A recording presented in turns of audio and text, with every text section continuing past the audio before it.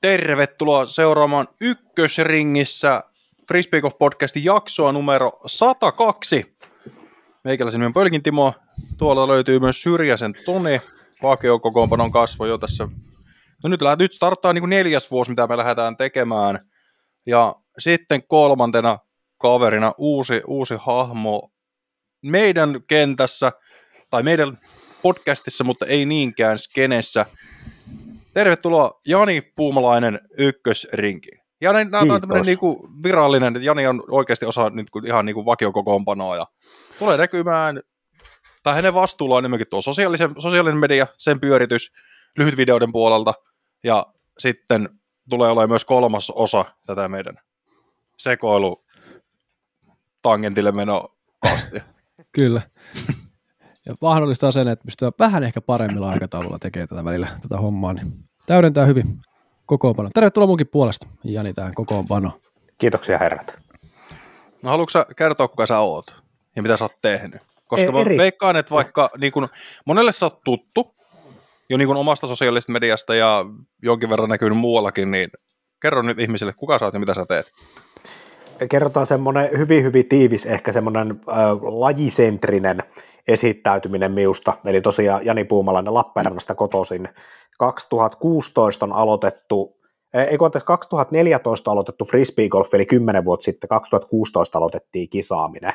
Ja alkuun pelattiin ihan omaksi iloksi, koko pieni sielu myytiin tälle lajille, ja sitten tuossa koronan kyljessä sit sisällötuotanto hyppäsi myöskin siihen yhtälöön vähän niin kuin enemmän mukaan, ja semmoisten niin kuin pienien mutkien kautta päädyttiin siihen, että no hei, miksi se yhdistetään niin kuin sisällötuotanto ja frisbee-golfi, ja sitten tultiin siihen lopputulokseen, että tämä on hauskaa, selvästi niin kuin siinä kohdassa, kun minä aloitin sen, niin kenestä puuttu tämmöinen niin kuin aktiivinen, aitoa sisältöä tekevä amatööripelaaja, niin kai siinä oli niin kuin ajoitus myös, siunasi aika hyvin sitä, että sitten tavallaan niin kuin sisältö löi läpi aika hyvin, että minä aloitin TikTokista ja sitten hyppäsin siitä YouTube-puolelle pari vuotta sitten ja nyt on sitten häärätty lajiparissa vähän niin kuin kaikkea mahdollista, on ollut omaa kanavaa ja on oltu kuuluttelemassa milloin Turku Openissa ja milloin SM:issä ja milloin oltu myymässä kenkiä jossain standilla ja tuottamassa sama SM:ien jälkituotantoja ja kaiken karvasta tässä on niin kuin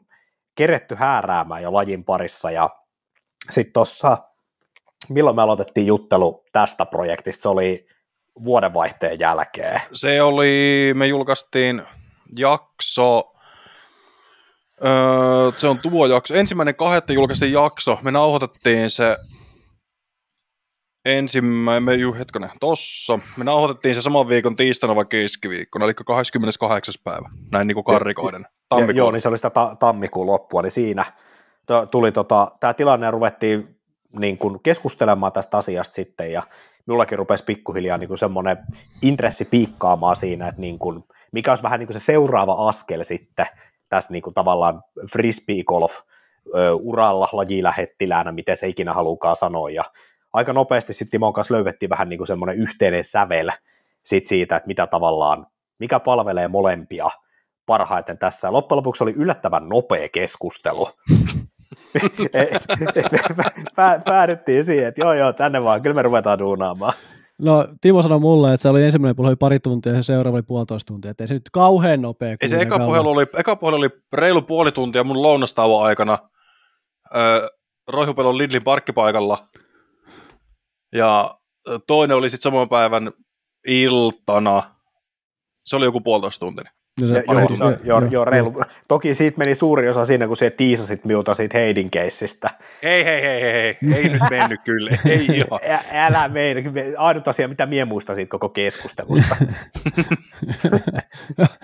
Äijä vaan härnäs minut melkein 3 varttia putkeen siinä. Joo, Jani ei mennyt uskoa, että heitä menee Westsidelle, niin se oli sellainen hauska. Se oli sitä aikaa vielä. Joo, se oli semmoinen filosofinen tutkimusmatka siellä. Kyllä. Joo, se tuli se uutinen julkaistiin, kato, tunti vai 2 siitä. Niin mä olin silleen, että mä nyt ehkä uskallan tässä kohtaa tälleen niin varovaisen laittaa sinne, että pieni luottamuksen osoitus välittömästi. Niin, katsotaan kuinka kauan pysyy sisällä. Niin, jos välittömästi vuotaa, niin sitten se on siinä, ei tarvitse ei soitella uudestaan.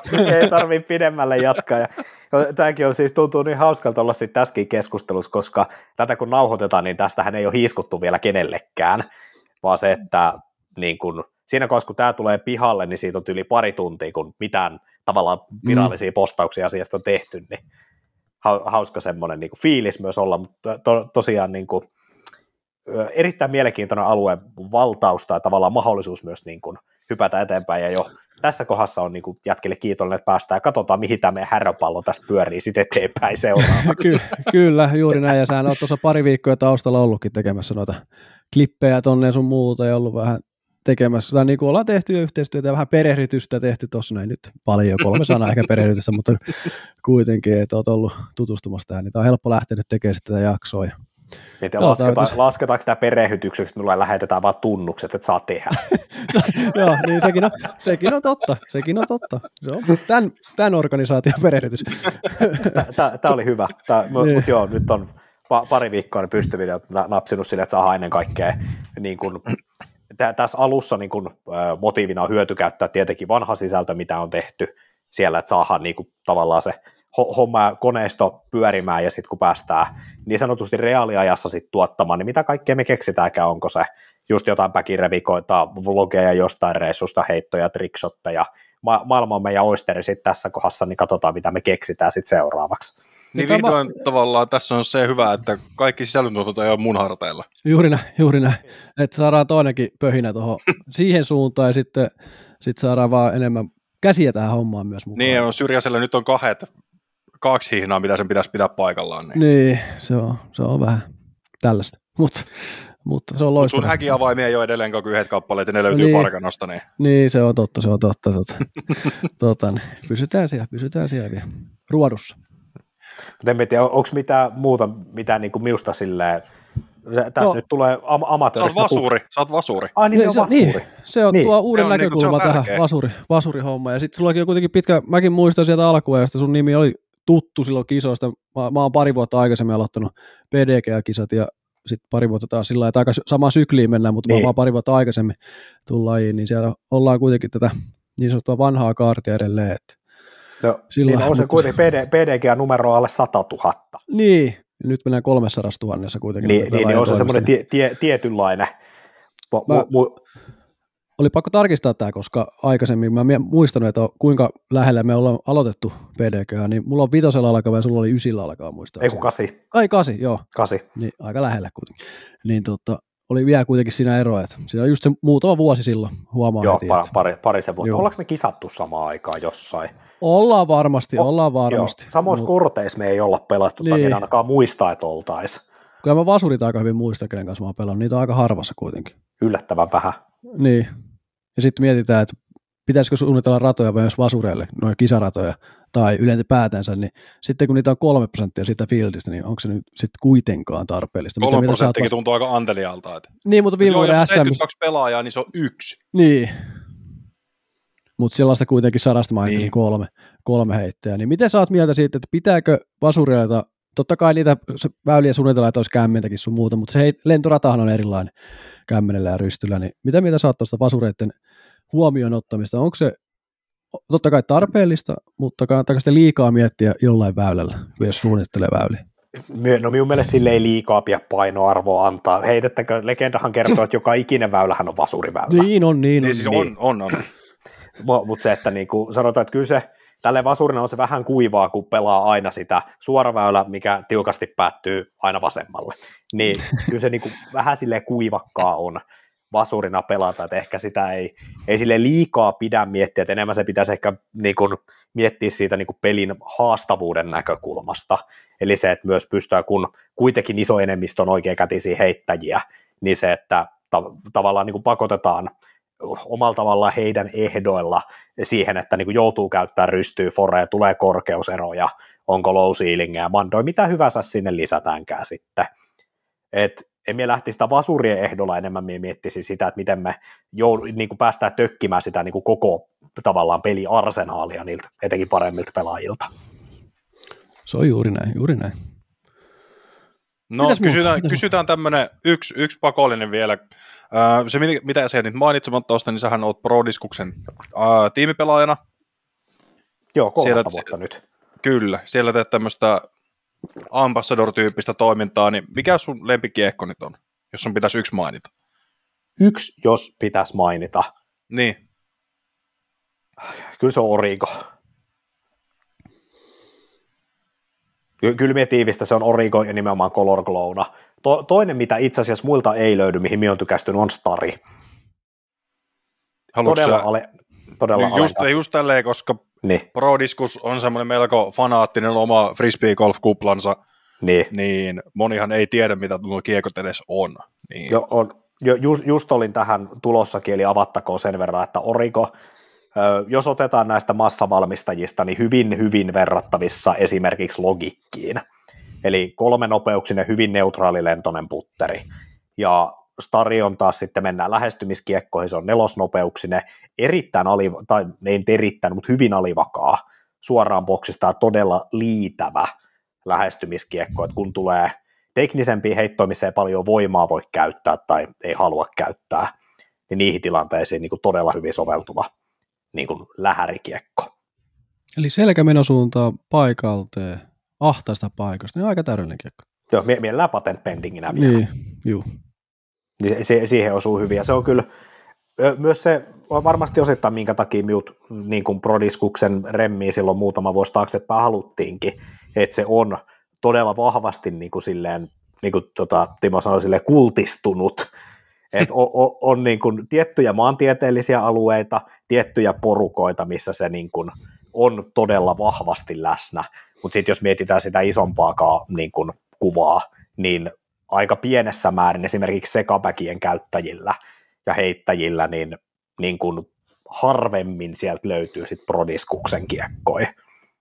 Ja yleensä mikä löytyy, niin mitä on ainakin joskus silloin 10 vuotta sitten oli aika niin kuin haluttuakin tavara oli jokeri aikana, oli kulttimainessa silloin ympäri Suomea, että sitä heitettiin tosi paljon. On, ja sehän, jokerihan on ihan niin kuin pro-pelaajienkin keskuudessa. Just satuin katsoa, että esimerkiksi Eric Oakley on päkittänyt premium-jokeri itselleen täksi kaudeksi. Ja täytyy nyt sen verran nostaa, että mullahan on bagissa kummassa noista. Löytyy tää Iidan Color Glove Origo, joo, minkä ostin nimmarille ja en sano ikinä nimmaria, niin on kiekko kuitenkin. No, ja nyt se laiva on jo seilannut, kun Iida on Innovalla. Niin.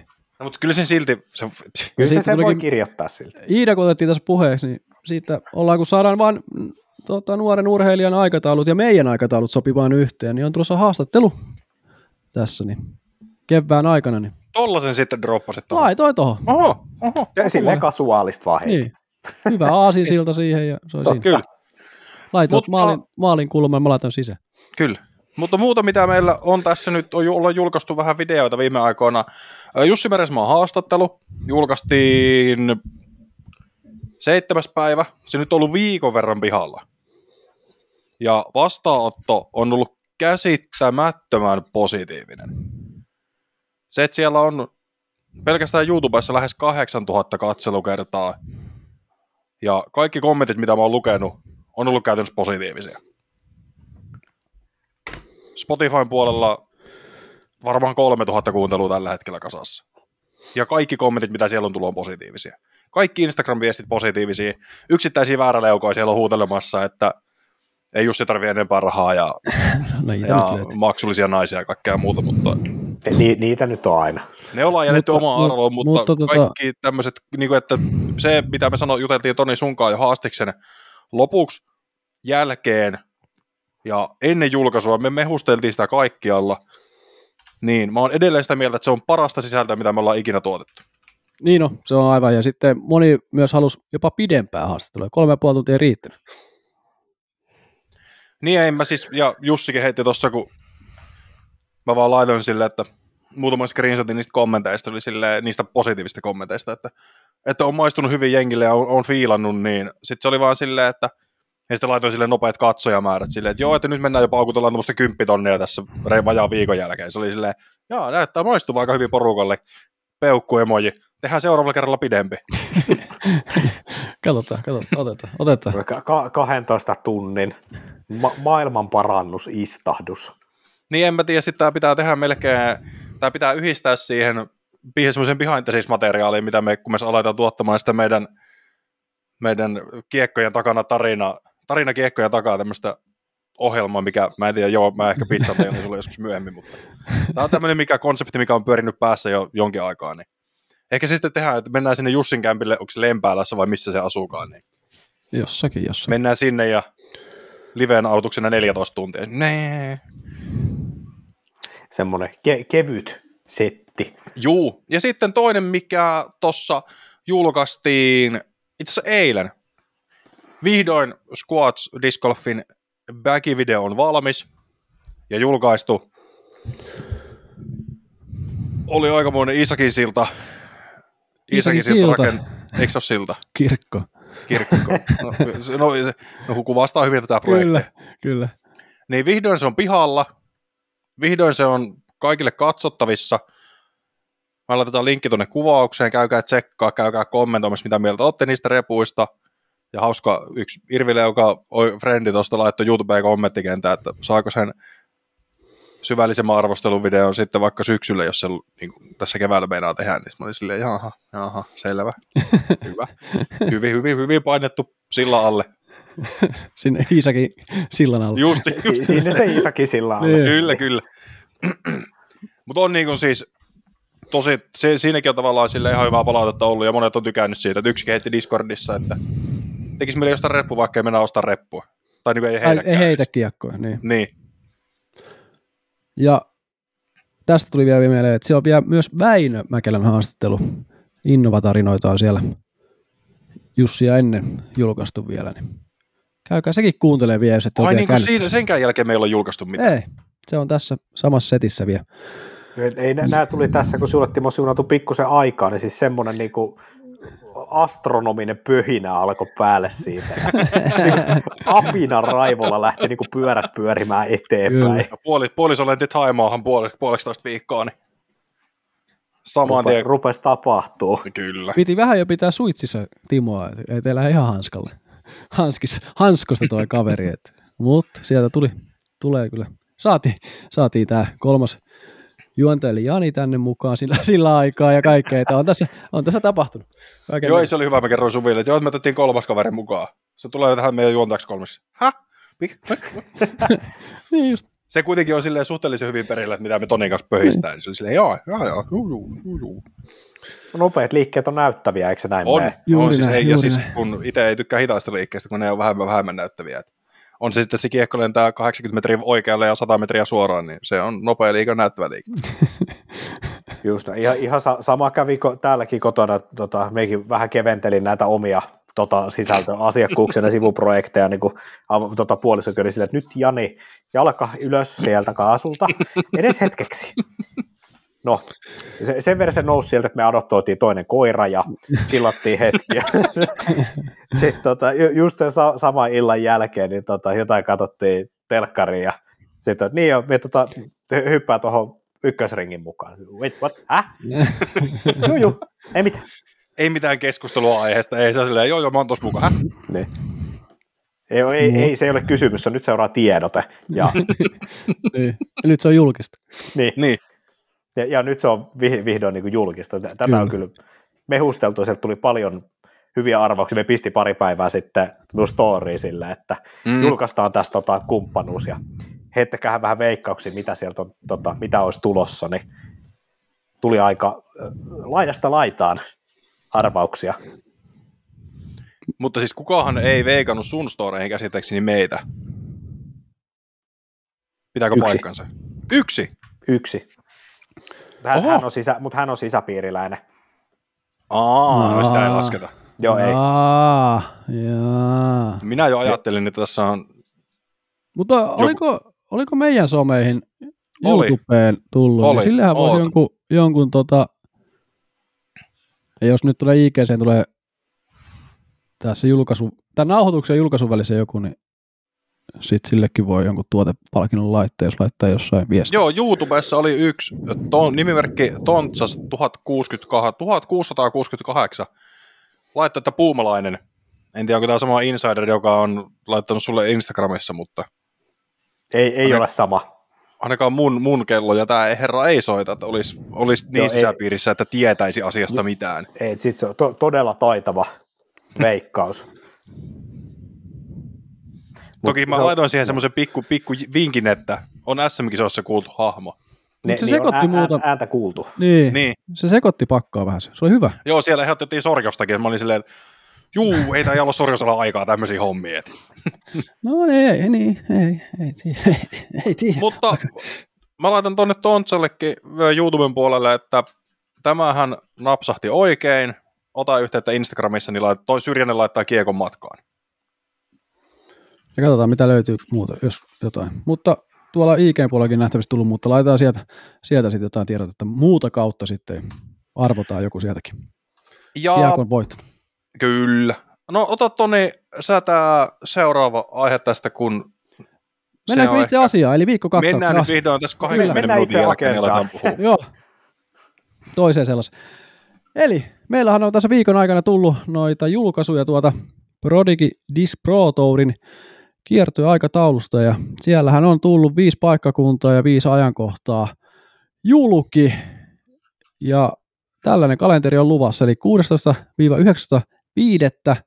käydään Vaasassa Ristinummella pelaamassa Frisbeegolfin Pro Touria, ja 35-1.6. Rovaniemelle Saarituvalla, sitten 13-15. onkohan tämä kesäkuuta, mulla puuttuu kuukausi, on varmaa, pystyykö joku tarkistamaan siellä taustalla? Vahvistaa, joo, Joensuu on kesäkuuta. Joo, hyvä, näin mä ajattelinkin se oleva. Tosiaan Joensuu, Lykylampi, ja tämä on vähän niin kuin esikisa sitten ensi vuoden SM:iä, että sinne päästään testaamaan, että miten pro-pelaajat sitä heittää sitä rataa ennen kuin sinne SM-kisat laskeutuu. Ja sitten tullaan vähän tänne pääkaupunkiseudun tuntumaa 29-31.8. Tuusula ja Fordille, ja sitten 12-14.9. päätöskilpailu Hämeenlinna Kantola. Ja tosiaan tässä on 4 uutta Pro Tourin kilpailupaikkakuntaa, rataa, ja tosiaan Vaasa on ainoa, missä on pelattu Pro Touria ennen Suomen maalla. Et kiva saada 4 uutta kilpailuja Vaasa pitkään aikaa. 2019 siellä Hirsimäki Lisotte Sudarella paino menemään. Sieltä Lisotelle legendaarinen heittokin on YouTubessa, missä se heittää taaksepäin sitä kiekkoa, kun jää käteen kiinni siellä Sudarella. Legendaarinen video.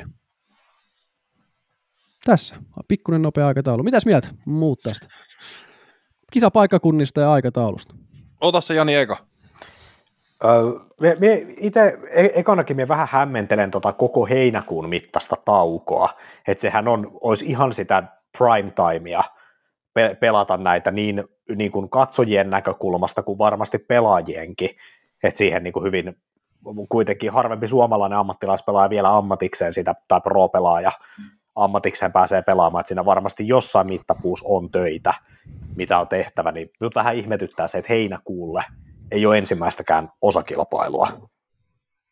Mutta siellä on kaikki Euroopan Pro Tourin kilpailut on siinä heinäkuun, elokuun.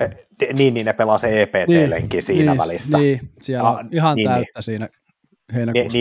Niin, että se taktisesti lyödään siihen väliin. Joo. Niin, siinä tosiaan on majorit on siinä molemmat heinäkuussa. Aivan. Euroopan mestaruuskisat on siinä kanssa tyyliin heti. Elitet, SM. Niin, siinä ei ole tilaa laisinkaan tuossa 2 kuukaudessa. Että... Joo, ei siinä olisi järeen hiventä sitten niin Pro Touria ottaakaan siihen, kun varmasti iso osa siitä niin kuin Fieldistä, ketä olisi näissä pelaamassa, niin on sitten niissä karkeloissa mukana. Mitä tulee paikkakuntiin, minä itse siis odotan tosi innoltaan tosi niin kuin raikas vaihtelu, että toki paljon on spekulaatioita siitä, että miksi näin iso vaihtelu on tapahtunut, mutta se, että se varmasti niin kuin, luo hyvän mahdollisuuden myös niin kuin paikallisille koville pelaajille, ne saa tosi hyvän näyttämön. Esimerkiksi rovaniemeläisiä pelaajia harvemmin on etelässä nähty, ja niin kuin myös toisinpäin. Niin innolla odotan, että toivottavasti sieltä jotain niin kuin uusia nimiä putkahtaisi niin kuin korkealle sijoituksille, vaikka niistä yksittäisistäkin osakilpailuista. No mitähän,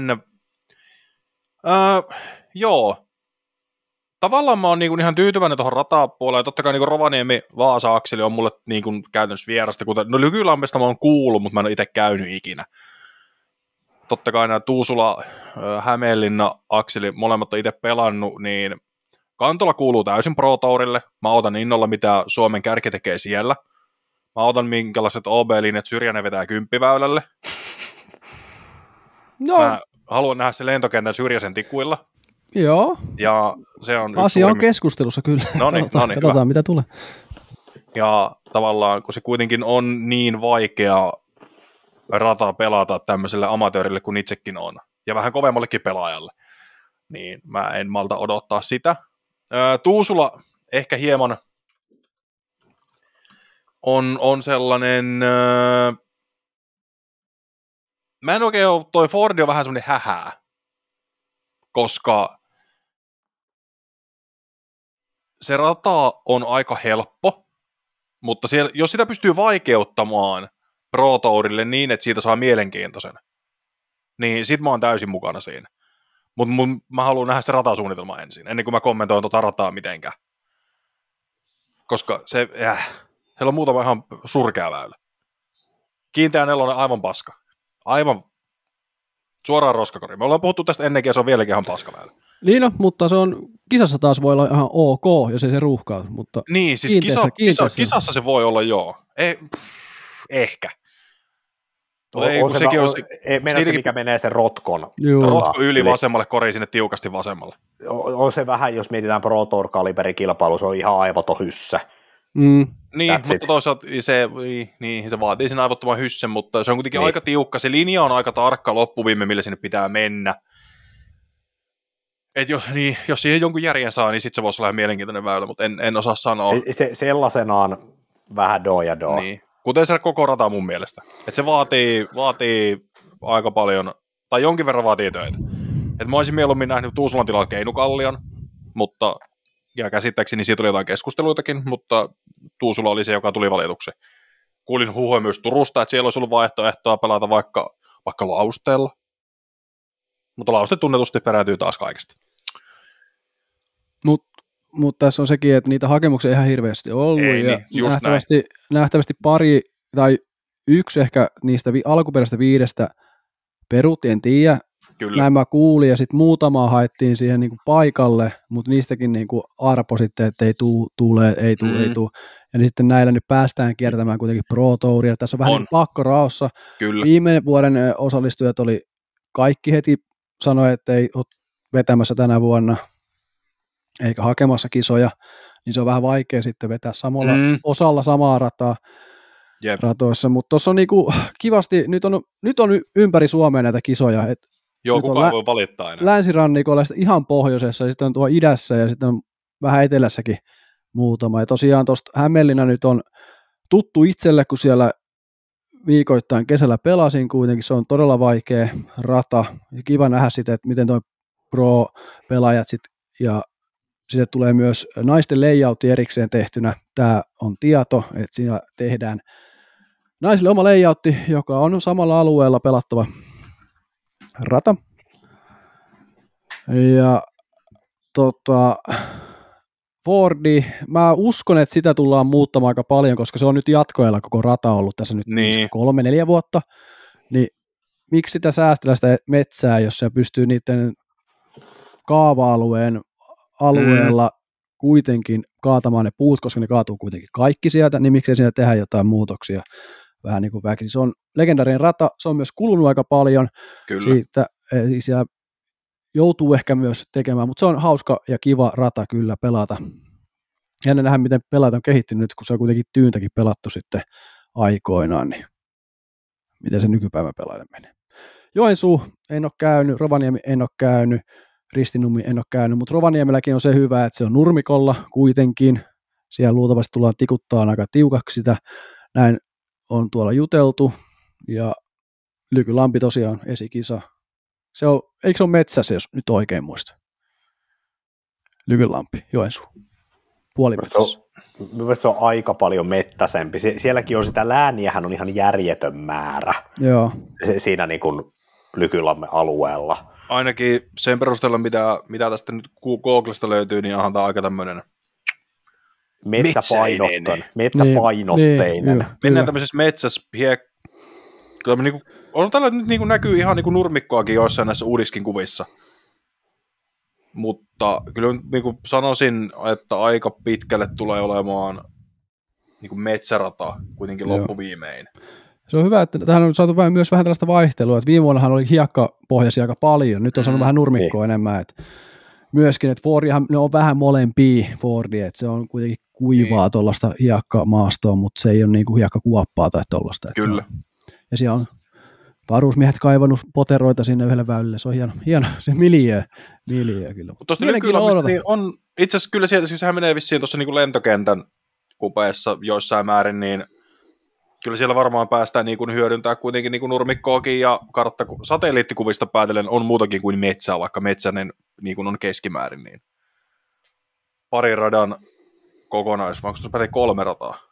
Niin Lykylammella. Niin.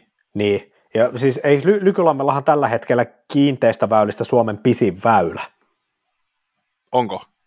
Minun mielestä, jos ei pisin, niin pisimpiä on se Lykylammen, onko se Diamond Layoutin väylä 14. Se on 376-metrinen parvitona. Ok. Hetkinen. Mikä? 14? Joo. Joo. Niin. Joo. Niin se menee siinä lentokentän kupeessa nähtävästi. Niin. Propelleiden välistä kiekot lentää. Ja se, että siinä... Se on Gold Layoutissa, Diamond Layout on vissiin lyhenne. Se on 323 sitten siinä. Joo, Diamondissa on 323 ja Goldissa 376. Niin Goldissa oli niin päin. Joo. Ja ilmeisesti mitä on sieltä niinku kuullut, niin se, että jos se tuuli kääntää sieltä niinku Pyhäselän puolelta, niin onko siinä niinku pahimmillaan se heität sen koko matkan sivuvastaiseen. Hyi. Tuli niin paha olo välittömästi tuossa. Joo, että siinä niin kun veikkaan, että jos siihen oikeasti kovat tuuliolosuhteet napsahtaa, niin voi olla aika rajujakin eroja tullaan niin kun näkemään. Mutta kyllä tuossa niin mitä katsoo tätä ratakarttaa nopeasti, niin jo vaikka siellä pelattaisiin kiinteätäkin rataa. Siis tämä väylien keskipito on ihan järkyttävä. 2 alle 100 metristä väylää koko kierroksella. Joo, niin. Kyllä. Siellä, kyllä, just tämä on mielenkiintoista, 13-15. Myös mielenkiintoista niin nähdä uusia ratoja tämän takia. On niin ehdottomasti. Ja sitten näkee uusia pelaajia. Kiva, toivottavasti moni lähtee pelaamaan tuonne myös pohjoiseen ja itään ja länteen noita kisoja pääkaupunkiseudusta ja Turusta. Turusta nyt aika pitkä matka kaikkialle noista kisoihin, mutta se on kuitenkin täällä painottuu ne kisapelaajat, että ne etelään kuitenkin ikävä kyllä aika paljon ja Tampereen seudulle ja Jyväskylän Kuopi.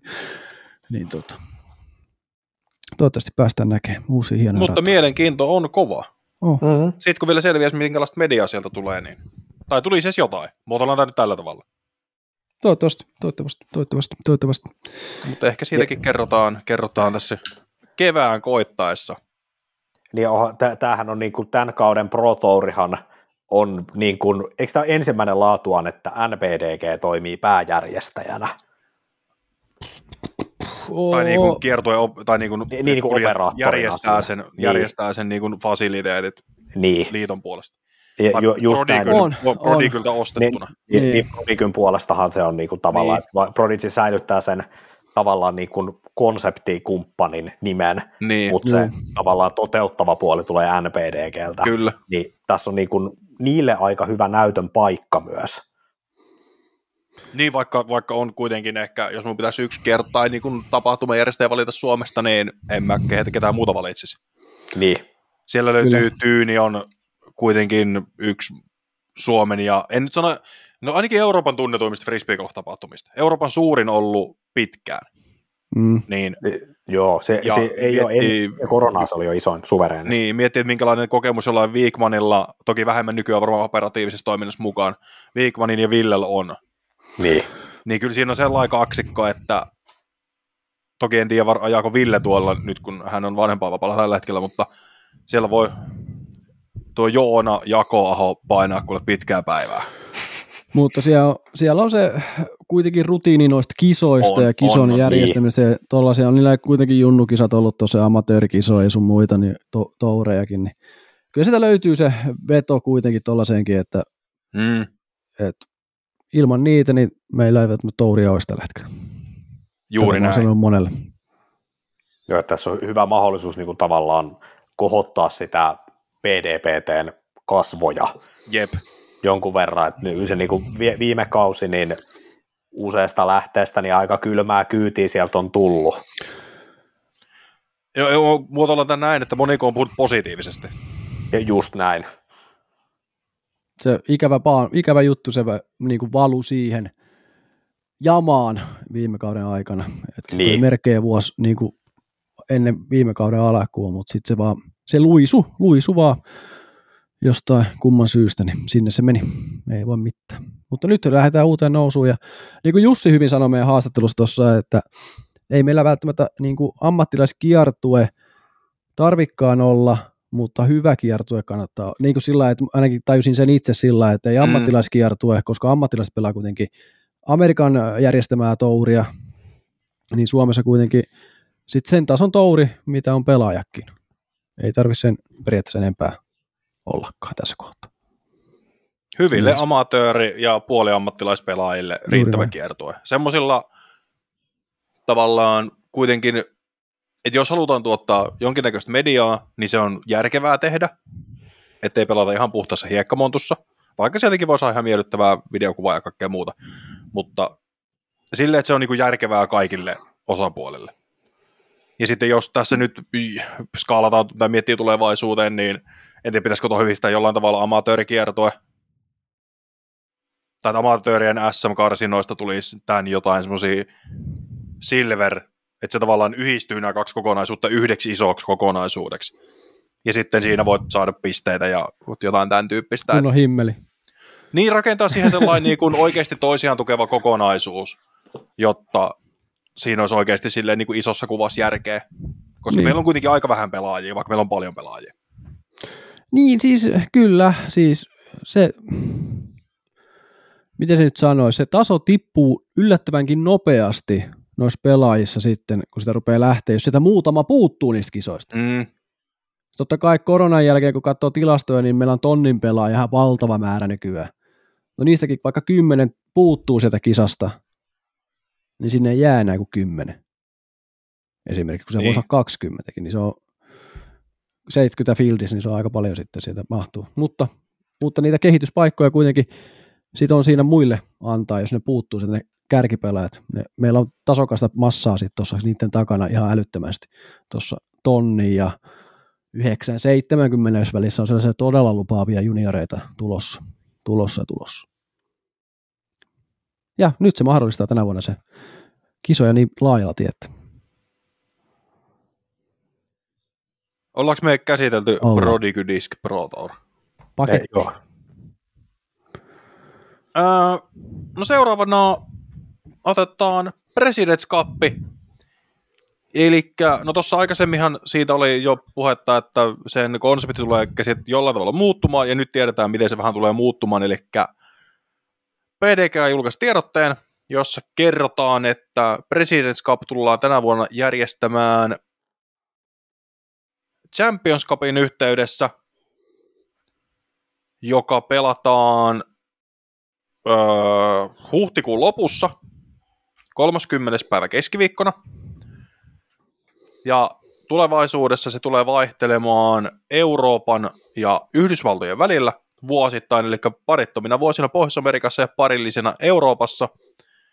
Ja tässä nyt ei puhuta siis Suomesta, vaan että Euroopassa, niin todennäköisestikin se on siinä Euroopan majorissa, mikä tullaan jollain tavalla varmaan. En usko, että, no eri keskustelu, mutta en usko, että Euroopan Open tulee nykyisellä muodollaan, tai viimevuotisella muodollaan palaamaan enää takaisin, koska Nokia ja se uimahallirakennus, mikä sinne on tulossa ja kaikkea muuta, kun ei ole vaan tilaa, niin sitten se varmaan on siellä Euroopan majorissa, mikä järjestetään missä ikinä milloinkin. Mutta mitä mieltä me ollaan tästä muutoksesta, johon nyt sitten, ja Jussi on siis mukana tuossa konseptin kehittämisessä edelleen, eli hän ei ole heittänyt palloa PDGAlle ja ollut silleen, haha, pitäkää, vaan ei, kyllä siellä edelleen ollaan mukana ja kehitetään sitä konseptia eteenpäin.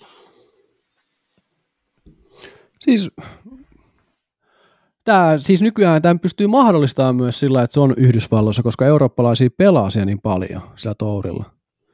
Ennenhän tämä ei periaatteessa ole voinut edes pitää Yhdysvalloissa, koska eurooppalaisilla ei välttämättä ollut joukkuetta. Niin, mun mielestä on hyvä asia, koska se on, niin kuin sanoin äsken, niin mahdollisuus on pelata sielläkin tämä tournaus. Koska eurooppalainen ja amerikkalaiset on kuitenkin tullut, kun se on aina majorin kanssa ollut, niin se on pystytty pelaamaan siinä. Silloin on ollut kaikki eurooppalaiset parhaat ja amerikkalaiset parhaat paikalla, niin totta kai. Niin, mahdollisuus on nyt, niin mun mielestä hyvä juttu. Saadaan eri paikkoja niin ja vähän eri sitten pelimuotoja myös niillä radoilla. Tai ei pelimuotoja välttämättä, mutta erilaisia väyliä. Saa sitä major-tapahtumaa vähän laajemmaksi myöskin sitten. Niin. Mitäs Jani? Minulla tulee ensimmäisenä, että onhan se niinku haikea. Totta kai siis Presidents Cupilla niinku suomalaisessa frisbee-golf-kulttuurissa on niinku todella iso semmoinen perinteinen paikka, mutta onhan tuo niinku väistämätön just, koska European Open itsessäänkin on tosi ison murroksen alla, ja niin kuin Tonikin sanoi, niin se, että aika on nyt kypsä. Tästä jos otetaan, mitähän me sanoo, ei tarvitse mennä kuin 6 vuotta taaksepäin. Kuinka paljon eurooppalaisia pelaajia oli jenkkirundilla? No, 5. Niin, ei ihan hirveästi. Niin se, että nyt aika on viimein kypsä myös, niin kuin, että se pystytään toteuttamaan jenkkien maaperällä. Niin on se haikea, mutta niin kuin, siis todella niin kuin varmasti hyvä muutos. Saadaanko siihen tuotua semmoinen samanlainen tavallaan suuren kulttuuritapahtuman huuma, esimerkiksi Presidents Cupissa, mitä se on täällä Nokialla ollut, se jää nähtäväksi. Ja sitten just, että arvostaako sitten amerikkalaiset niin katsojat sitä niin paljon, kun esimerkiksi suomalaiset katsojat on arvostanut sitä täällä, kun se on ollut majorin alla, Euroopan Openin alla, niin se on mielenkiintoista nähdä, että minkälaisen huuman ne saa siihen, myös siihen niin sanottu esikisaan ja niin sanottu hupailuun. Tai ei se nyt hupailua, mutta onhan se sellainen näytös myöskin taidoista. Mutta onhan toisaalta miettiä, miten patriottinen kansakunta nuo yhdysvaltalaiset ja jenkit etenkin on, niin yhdysvaltalaiset ja etenkin jenkit, joo. Niin onhan se, kyllä mä melkein väittäisin, että kyllä siellä ainakin fanaattisia Friba-faneja tullaan näkemään. Totta kai toivotaan, että ne myös saapuu sinne paikalle, että se tunnelma välittyy, mutta ehkä ainut mikä siinä harmittaa, että nyt me pitää saada sitä eurooppalaiset selostajat sinne. Koska se jenkkiselostajien kotipäin vetäminen on ollut vähän raskasta. No joo. Ne vetää Presidents Cupissa niin paljon kotiinpäin, että kukaan ei vetänyt ikinä. Mertarantakaan ei vedä jäkiksessä niin paljon himaa. No, joo, kyllä. No joo. Se on niiden tyyli. On. Mutta ei siitä varmaan sen enempää. Mennään seuraavaan.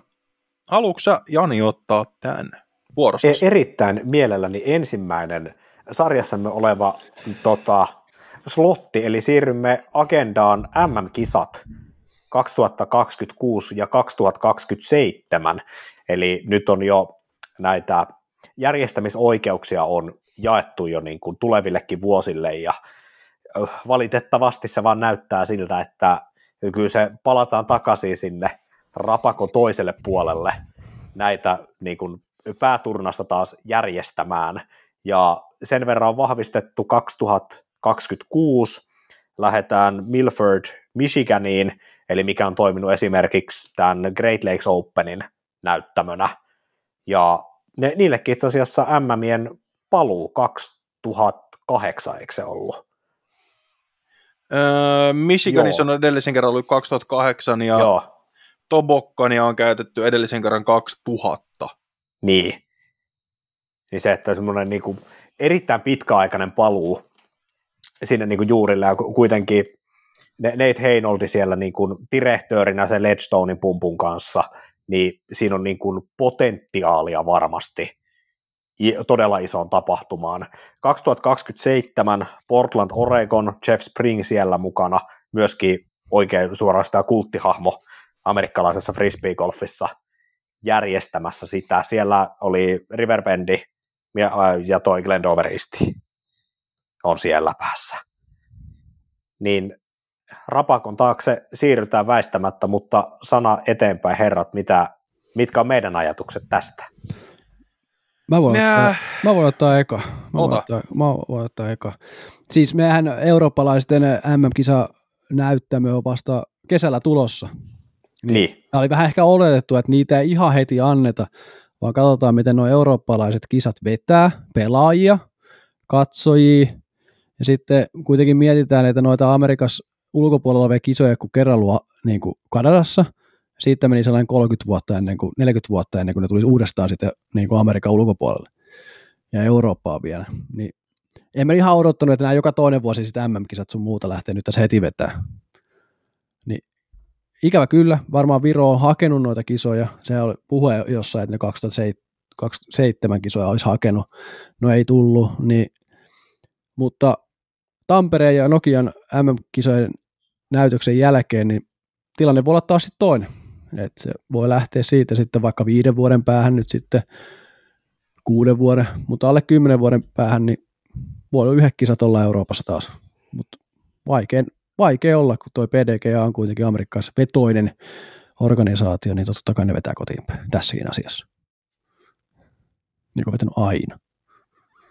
No joo, vähän. No joo, mutta ehkä se, mitä mietteitä, niin no joo. Radat on hyviä, mitä siellä tullaan pelaamaan.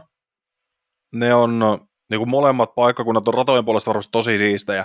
Tullaan näkemään hienoja heittoja, unohtumattomia hetkiä. Mutta se mitä mieltä no Jeff Spring, no joo, lähes tulkoon jakaa yhtä paljon mielipiteitä kuin Nate Heinold. Toki Nate Heinoldista nyt ei montaa positiivista sanaa ole varmastikaan sanottavana, mutta joo, siellä on Discord, tuolla Redditissäkin amaa käynnissä tällä hetkellä. Palaute oli aika murskaavaa. Vastasiko 3 kysymykseen useammasta 10, joten no näitä. Kertoo ehkä jotain herran suosiosta tuolla jalkaväestön tai tämmöisen.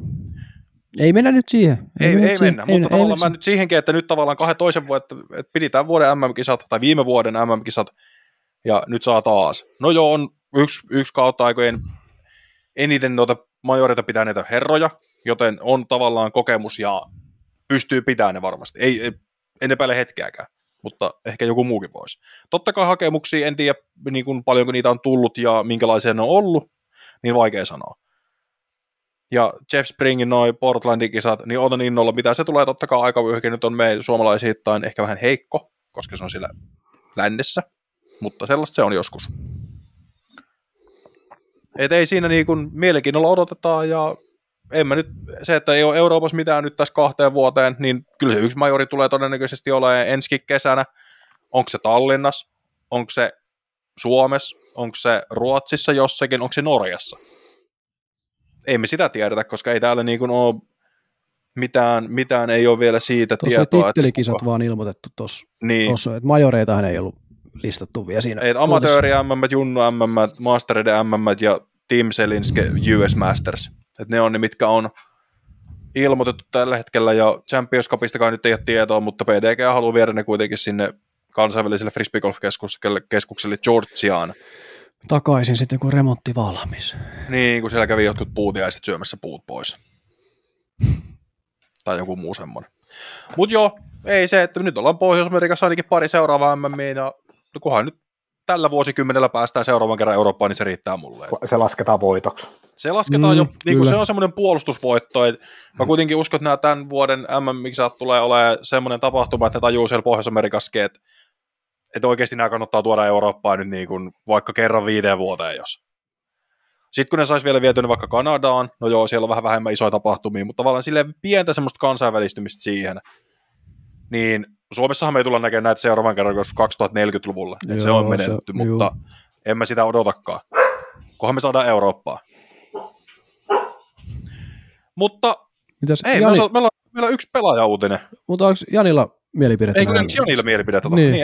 Niin, sen verran aika hyvin tuossa niin kuin jo kiteytyikin, nämä kaikki, että se niin kuin, totta kai tämä 2025 on tosi hyvä, meillä on 2 isoa näytön paikkaa, meillä on ne Nokian kautta Tampereen MMit, kun on sitten nyt European Open uudessa konseptissaan, niin se kuitenkin on niin kuin, European Disc Golf Festivalina on pyyhkäs niin kuin aika niin kuin pajatson viime vuonna, niin se, että nouseeko taso vielä siitä nyt, kun ne nauttii major-statusta, niin se voi myös olla semmoinen, mikä niin sanotun tavallaan myrskyviestiä sitten myös sinne Jenkkilään lähettää, että tässä on, että jos te haluatte näitä vetää, niin tässä on sitten se taso.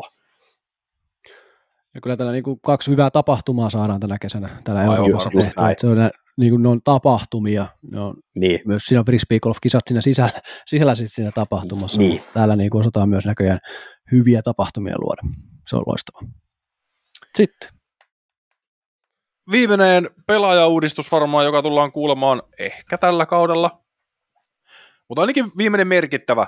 Eli vähän niin kuin tuossa spekuloitiin Syrjäsen kanssa joku aika takaperin, että Ricky Vaisokki siirtyy Discraftille. Me vähän kyllä epäiltiin, että se meni sinne Ken Climo-diskille tai jonnekin jotenkin muuten olisi kytköksissä siihen lafkaan, mutta ei, kyllä se kuule ihan pääfirman alle menee ja 3-vuotinen sopimus, rahallista arvoa ei ole julkistettu, mutta jossakin haastattelussa Vaisoki mainitsi, että oli myös avoimen backin kumppanuudet oli pöydällä, mutta sitten päätyi kuitenkin täksi kaudeksi.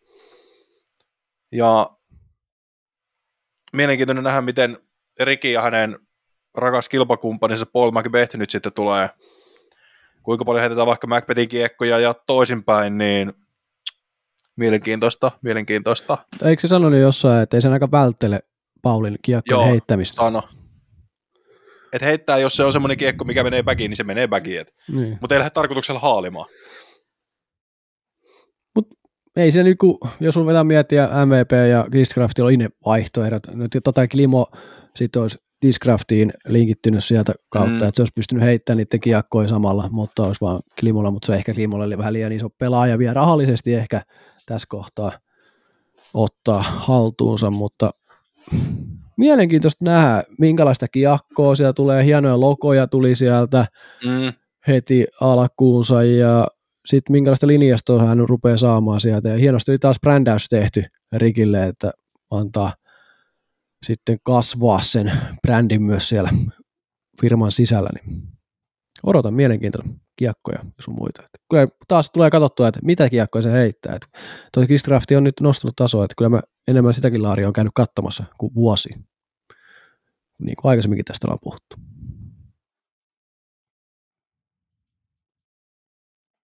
Kerro vaan, Joni. Minulla tuli myös koira pyytämään huomiota tässä samaan yhteyteen. Mutta se, että minä on ehkä vähän vastarannan kiiski tässä. Minun mielestä oli omalla tavallaan todella antiklimaattinen.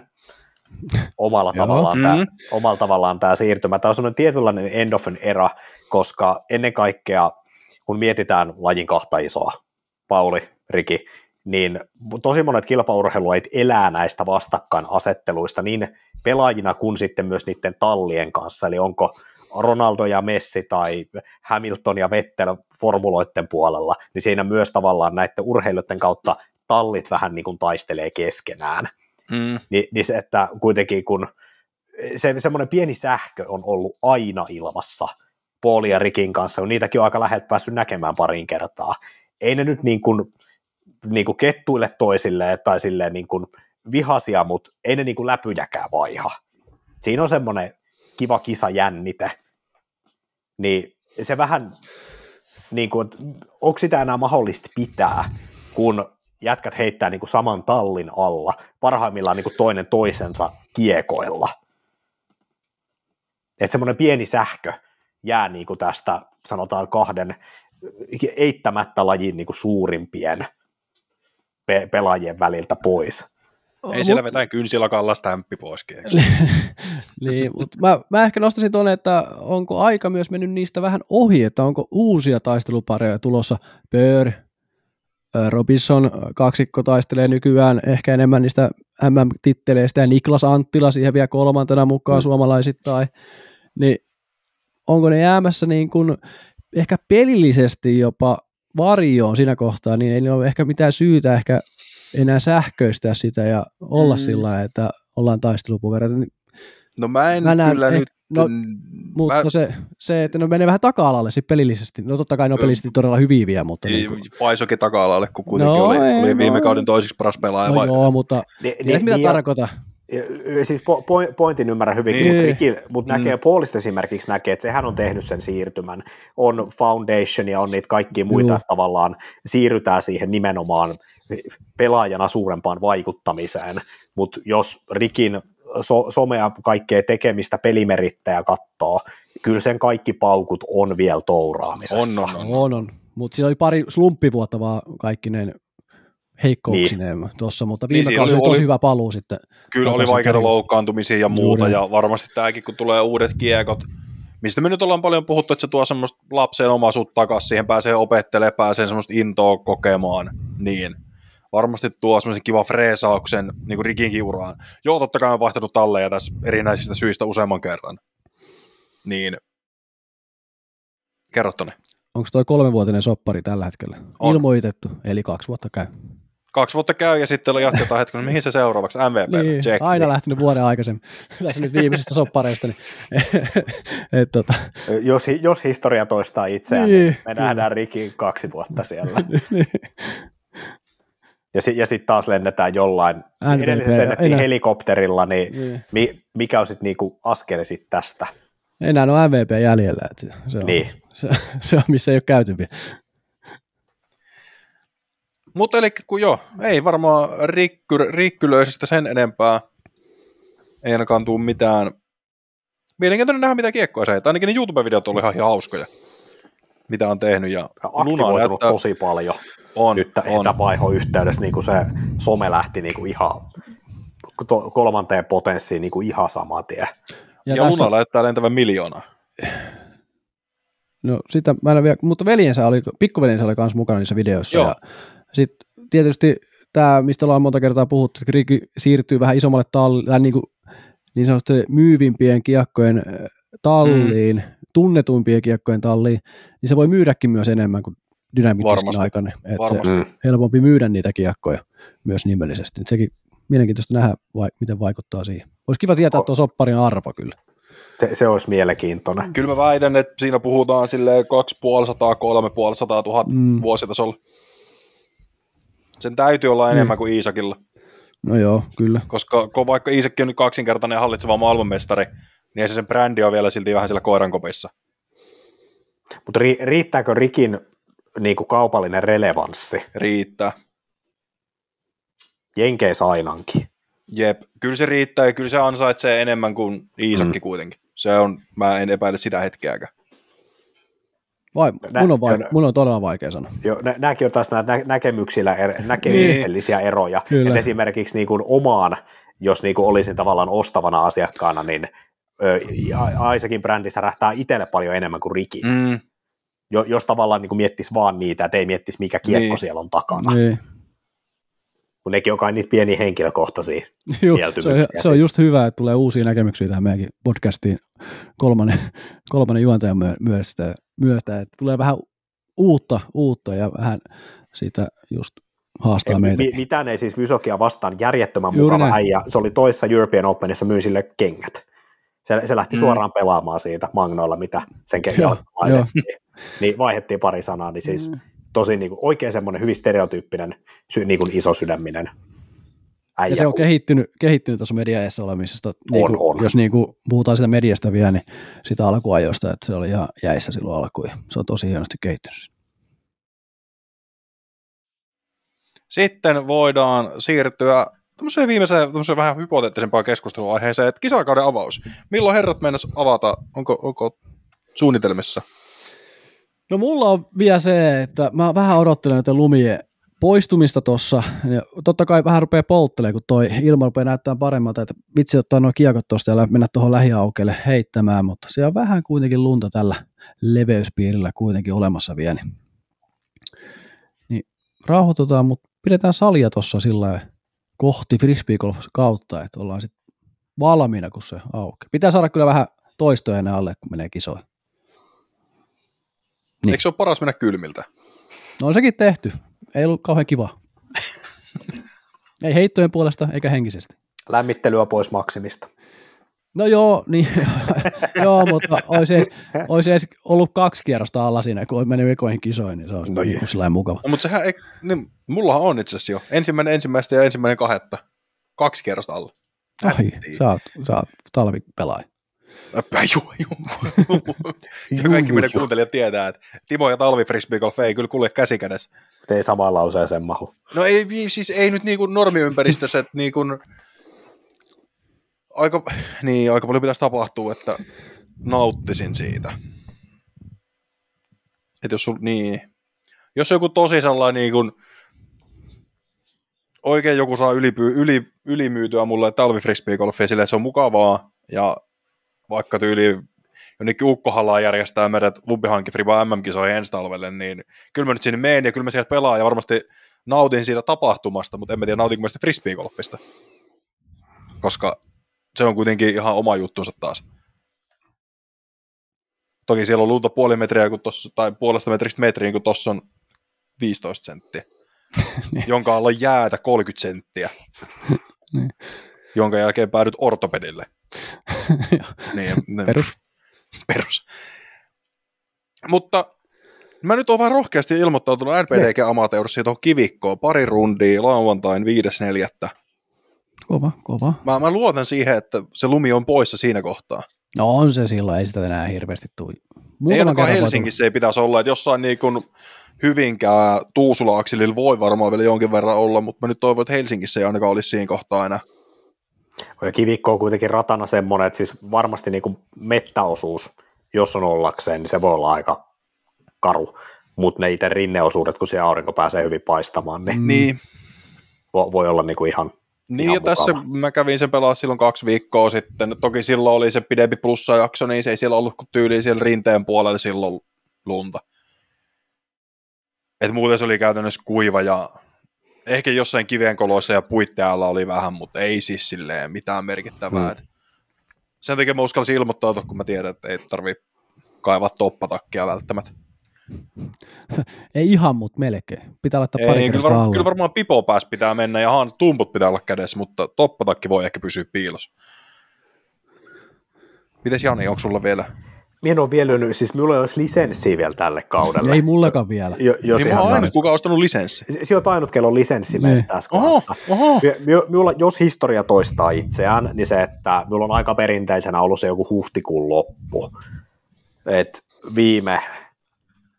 viime kaudella minä aloitin, minä kävin heittämässä jonkun Fordin kisa huhtikuun alussa, mutta se oli ihan hirveä reissu ja totesin, että ei olisi pitänyt. Mutta sitten menin huhtikuun lopussa, olisiko ollut jotkut Spincomi Spring Gamesit Fordilla, niin siitä se niinku kausi lähti käyntiin. Niin todennäköisesti ei ole vielä tapahtumaa lukossa, mutta siinä huhti-toukokuun tietämillä pyritään, että pääsisi niinku enemmän jo niinku kisakentille. Et ennen sitä varmasti niinku kasuaalia treenirundia tulee heitettyä, mutta oikeasti kentille vasta silloin. Kuulostaa aika samalta. Timo on frisbeegolf päissään tällä hetkellä. No nyt on tämmöinen pikku kiima päällä. Mä en tiedä, mistä tämä nyt tuli tälle vuodelle, mutta pikku kiima. Loistavaa. Katsotaan kauan se kestää. Ehkä mä nyt selviin Tyyneen saakka, ja sitten mä kaavan golfbagin taas varastosta. Ja... Tässä on kuule pitkä kaunis kausi edessä nyt. Niin, mutta siis Toni tietää tämän mun Fribaburniksi, ja se kun iskee, niin bagi jää työhuoneen kulmaan. Ja... Sitten se ei vastaa enää mihinkään frisbeegolf-aiheisiin viesteihin. Ei. Just näin. Siinä herkästi käy niin, mutta katsotaan nyt. En mä usko, että ehkä hän niin pahasti menee. Nyt kuitenkin on silleen sopiva into päällä, niin kyllä mä väitän, että tällä... Tärkeimpänä, että ei makeeta mahan täydeltä. Niin, no siis se tässä nyt on vähän pelottaa, että niin kun, ei parane innostua liikaa, mutta tässä nyt on kuitenkin, on tulossa siistejä tapahtumia, mihin me ollaan menossa. Että NDGE Nurmijärvellä huhtikuun puolessa välissä. Toivotaan, että siellä ei ole lunta. Mie veikkaan, että sen mie voi laskea, että se on ehkä minun kauden startti. Et paljon fyysisempää starttia keksi itsellesi, mutta... Niin kuin, ei, kato luulot pois. Se, joo. Asetetaan tavallaan, me asetetaan se äänesävy, tone tälle kaudelle. Vaikka kuinka uskot itseäsi, voit silti olla aivan surkea. Facts, meikä motto. Jep, kaikkea tollaista. Jep. Sitten siinä on Linnoitus Openi tulossa 17.5. B-tieri ja sunnuntai 18.5. oli se kaikille avoin kisa, niin mehän ollaan menossa sinne, ainakin tälleen niin kuin alustavissa puheissa. Kyllä. Alustavat aikataulut on ruvettu. Majoitusta nyt vielä ei ole, mutta me mennään sitten tuonne puumalaiseen vanhempien pihavarastoon nukkumaan. Kuten sanottua, niin meikäläisten mökki on 20 minuutin ajomatka päässä kisapaikalta. Pääsee palautumaan saunaan ja hyppäämään järveen ja toivotaan, että jäät on sulannut siihen mennessä. Nyt jos 17.5. Lappeenrannassa on jäätä. No, kaikkei voi olla. Ne ei ole kuitenkaan merellä. Niin takatalvi toisaalta se voi iskeä milloin vaan. Niin kyllä se voi näpsähtää. Voi olla aika viileä pulahdus vielä siinä kohdassa, mutta kuitenkin. No, mutta niin mä en ui kuitenkaan. Mä käyn kastelemaan varpaat siinä laiturilla. Okei, ei tarvii enempää, kiitos. Tää on hyvä. Joo, ei. Mä oon enemmän se sauna. Ja sitten tosiaan ilmoittautuminen alkaa 28. päivä. Varmaan aikamoista F5-mellakat tulossa. Joten onnea matkaan kaikille kiinnostuneille. Mutta nythän ne on muuttanut sitä konseptia tästä viime vuosista pikkusen silleen, että aikaisemminhan se oli puhtaasti ilmoittautumisjärjestyksessä. Nythän ensimmäinen, jos se toistaa viime vuodesta, niin eka puolet otetaan ilmoittautumisjärjestyksessä ja toinen puolikas arvotaan. Okei. Kova. Toi on aika mielenkiintoinen. Joo. Näin tämä tehtiin esimerkiksi viime vuonna. Okei. Loistavaa. Mielenkiintoinen. Ne pitää ilmoa auki siitä jonkun muutaman päivän ykkösviikon tyyliin, sitten siitä joku viikko eteenpäin, niin ne pitää sitten live-lähetyksen, muistaakseni Insta tai niin kuin Fase-liven, ja ne arpoo ne loput osallistumisoikeudet sitten siinä. Joo. Jotenkin hauskaa, että yhteen erilliskisaan on noin paljon tunkua. No se on se, mä sanoisin, että se on se erikoinen lokaatio. Esimerkiksi jos Kaivarikin laittaisi kisa pystyyn, missä joskus SM-kisoja pidetty frisbeegolfissa tai osakilpailuja, niin kyllä veikkaisin, että Kaivopuistoonkin, kun laittaisi kisan pystyyn, niin olisi siellä väkeä. Kyllä siellä alkaisi yhtäkkiä ne lisenssin, ne ketkä ei ole ostanut lisenssiä 5 vuoteen, niin kyllä ne yhtäkkiä sille, hetkonen nyt. On se muutaman kerran Staminassa pelannut meinaa se Kaivopuiston miljöön, niin voin kertoa, että ei ehkä hienompaa paikkaa Suomessa heittää frisbeet. Oliko tämä nyt se myyntipuhe, että sä koetat saada meidät Staminaa? No esimerkiksi, katsotaan tuleeko. Syrjänen on koettanut mulle siis myydä Staminaa, hetkonen, mitenkä kauan? No, niin kauan kuin ollaan tunnettu. Niin. Vieläkään mä en ole ostanut sitä. Niin. Mutta ei mulla muuta tähän kohtaan. Ja sitten Tyyneenhän me ollaan ainakin Toninkaan menossa, se on jo varma. Joo. Kyllä. Joo, kova, se on kova. Kyllä. Se on kyllä semmoinen spektaakkeli varmasti. Ja nyt vihdoin, kun sinne niin kuin pääsee, että kun työnantaja on semmoinen, että voi vaan ilmoittaa, moro mä menen nähdä. Se voi olla, että toimitusjohtajakin on siellä heittämässä, niin näistä nyt ikinä tiedä. Niin. Mutta hei, olisiko paketissa? Olisiko tämä paketissa? Koska ei tämmöinen yksi loppu vielä. Ykkösrinkin challenge saattaa tulla tuohon syksyllä. Totta. Ja noissa, no joo. Tai tuleekin. Niin, kyllä. Kerrotaan muista sitten vähän myöhemmin. Ja iso juttu tulossa. Se klassinen, se perinteinen. Jani oli meidän yksi iso juttu tälle kaudelle. Niin oli. Se oli ehkä iso, niin kuin fyysisesti iso juttu. Jep. Eli seuraavaksi tulee nämä metaforisesti isot asiat sitten.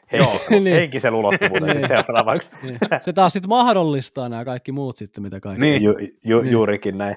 On ehdottomasti kaikille katsojille, meikin haluan niin kuin korostaa sitä, että sana ja toiveet on vapaita, että nyt kun tavallaan uusi suunta myös niin kuin ykkösringin tuotannossa lähtee, niin onko se niin kuin arvosteluita, revikoita jostain tietyistä tuotteista, onko se rataesittelyitä, onko se jotain haasteita, mitä on se, mitä me lähdetään niin kuin toinen toisemme päämenoksi kehittämään tästä, tietenkin kamerat ja mikrofonit mukana pitäen, niin kuunnellaan niin kuin aivan varmasti ehdotuksia. Hyvin avoimin korvin, mitä me toteutetaan, on asia täysin erinään sitten, mutta erittäin mielellään niin kuin kuullaan kuitenkin, että mitä voisi olla mielen päällä, mitä haluttaisiin tapahtua.